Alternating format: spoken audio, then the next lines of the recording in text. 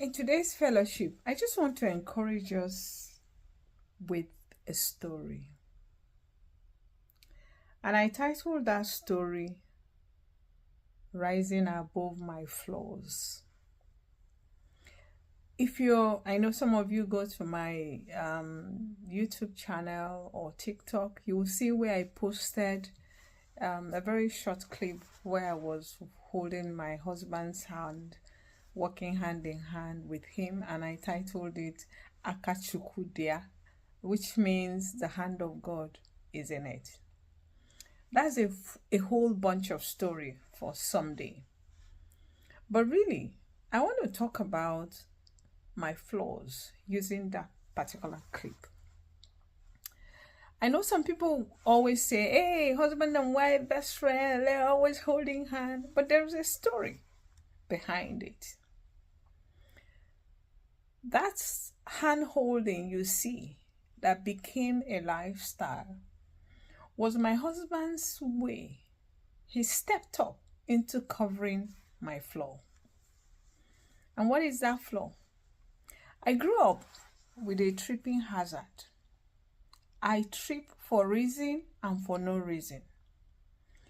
But I love the Lord because through it all, He never left a very terrible, injury or whatever. I just trip and I get myself. I imagine that Holy Ghost, angels are the one catching me each time I trip.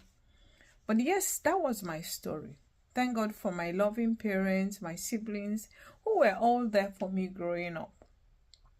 I never felt it as anything. And then I got married and I tripped like usual. I think the first anxiety came when I started wondering how would my husband would be feeling about all this tripping. He would ask me, what happened?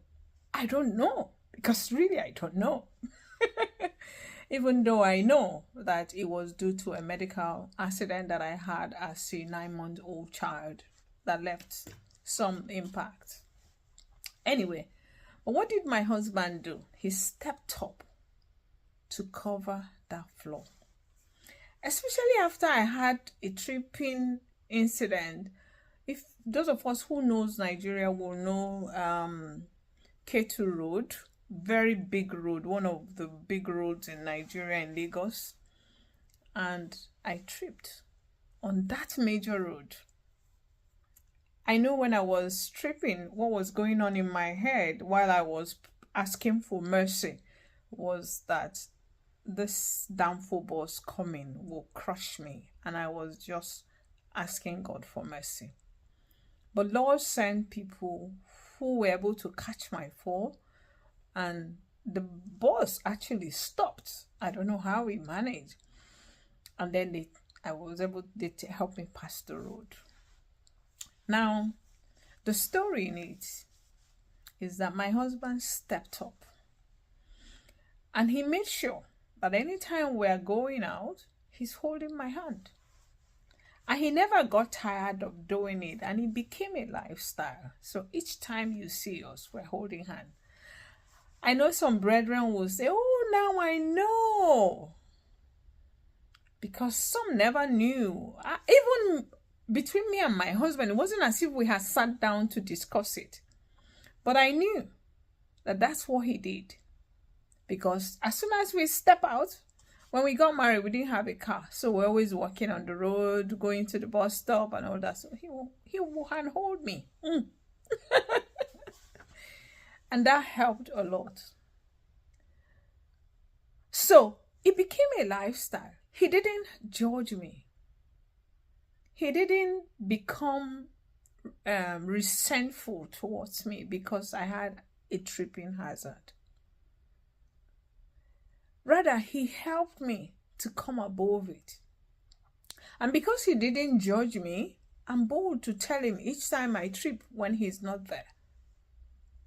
He also helped me. He will say, when you're walking, walk like this.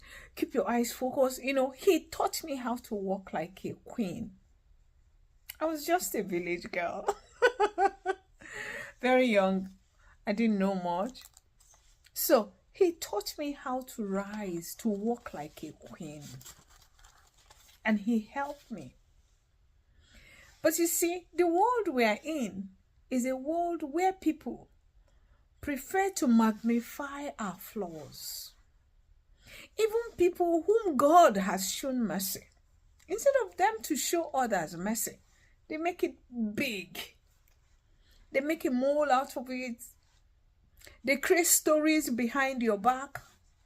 They gossip without stopping. Some actually do without even a flaw. How much more when there are flaws to talk about?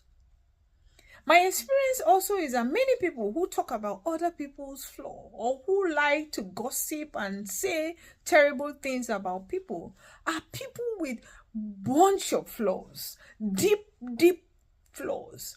And their only way to cover their flaws is to begin to talk about others.